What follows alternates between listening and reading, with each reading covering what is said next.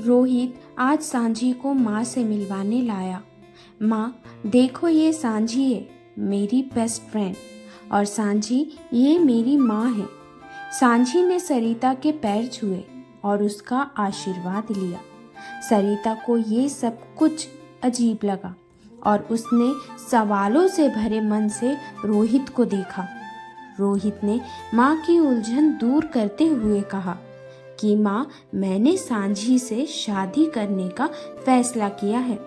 सरिता का मन गुस्से से भर गया, इसलिए नहीं कि उसे सांझी पसंद नहीं आई, बल्कि इसलिए कि उसका बेटा आज इतना बड़ा हो गया कि अपने जीवन के फैसले खुद लेने लगा।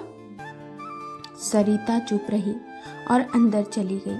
सांझी भी कुछ देर बाद चली गई। तब माँ ने रोहित को बुलाया और कहा, ऐसा कैसे कर सकते हो तुम? उसका पारा 7वें आसमान पर था। क्यों माँ, क्या गलत किया है मैंने? रोहित ने संयत स्वर से पूछा। सरिता का सारा गुस्सा फूट गया और उसने एक सांस में बोला, तुम आज इतने बड़े हो गए हो कि अपनी जिंदगी के फैसले खुद लेने लगे हो, और यहाँ तक कि तुमने ये निर्णय लेने से पहले किसी की राय लेना भी ज़रूरी नहीं समझा। कम से कम एक बार पूछ तो सकते थे ना। माँ, हूँ मैं तेरी। अरे हाँ, मैं तो भूल ही गया था ना कि आप मेरी माँ हैं। लेकिन क्या आपको याद है कि आपका भी एक बेटा है? माँ, मैं और क्या करता, मुझे ऐसी ज़िंदगी भी तो आपने ही दी है। रोहन का तो जैसे सब्र का बांध टूट गया हो। उसके अंदर वर्षों से धधकती आग को जैसे सरिता की बातों ने हवा दे दी हो, और वही आग आज सरिता के गुरूर को जलाकर राख कर देने वाली थी। माँ, याद करो मेरे बचपन के वो दिन जब मैं आपके प्यार, स्नेह, लाड से भरी गोद, आपके आंचल की सुकून से भरी छाँव के लिए तरसता था। माँ, तब तो वो कठोर पालना ही मेरे हिस्से आता था। आप तो हमेशा अपने जॉब, मीटिंग्स, किटी पार्टी और अन्य कामों में ही व्यस्त रहती थी। पापा भी मेरे सोने के बाद घर आते और मेरे उठने से पहले चले जाते। जब भी मुझे नींद आ रही होती तब तुम मोबाइल में वीडियो चला दिया करती थी ताकि तुम्हें लोरी ना सुनानी पड़े, और मैं थककर सो जाया करता था।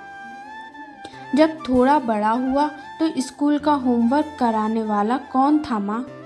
माँ ने सफाई देते हुए बोला, तब मेरे पास समय नहीं होता था, और ट्यूशन लगवा दी थी ना तुम्हें ताकि कोई परेशानी ना हो।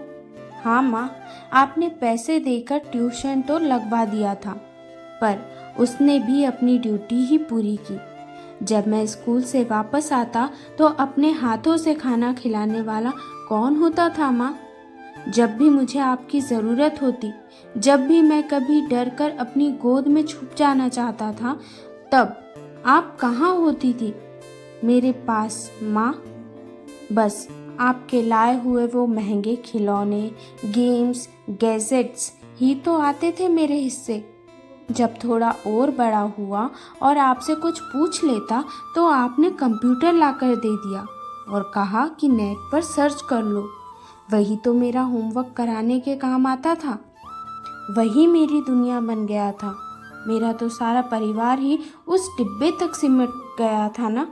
मेरा साथी, मेरा सलाहकार, सब कुछ वो कंप्यूटर और इंटरनेट ही तो रहा है। फिर क्या गलत किया मैंने? जो मेरा जीवन साथी भी मैंने वहीं से चुन लिया। ये सब आपका दिया हुआ ही तो है ना माँ। आपने अपनी औलाद से मुझे सब कुछ तो दिया, लेकिन मेरा बचपन, मेरी मासूमियत, मेरी माँ, उनका स्नेह, लाड, प्यार, सब कुछ तो आपने छीन लिया था माँ। सरिता ये सब सुनकर एकदम सन्न थी। आज उसकी परवरिश, उसकी ममता सवालों के घेरे में थी। उसका मन अंदर ही अंदर उसे कचोट रहा था। उसने तो अपना हर फर्ज दिल से निभाया था, फिर भी वो आज खुद को ही इसका कसूरवार मान रही थी कि उसी से काम और बेटे के बीच सामंजस्य बिठाने में कोई कमी रह गई। दोस्तों, इससे आपको क्या सीख मिली कमेंट करके ज़रूर बताइए। चैनल पर नए हैं तो चैनल सब्सक्राइब करना बिल्कुल ना भूलें। धन्यवाद।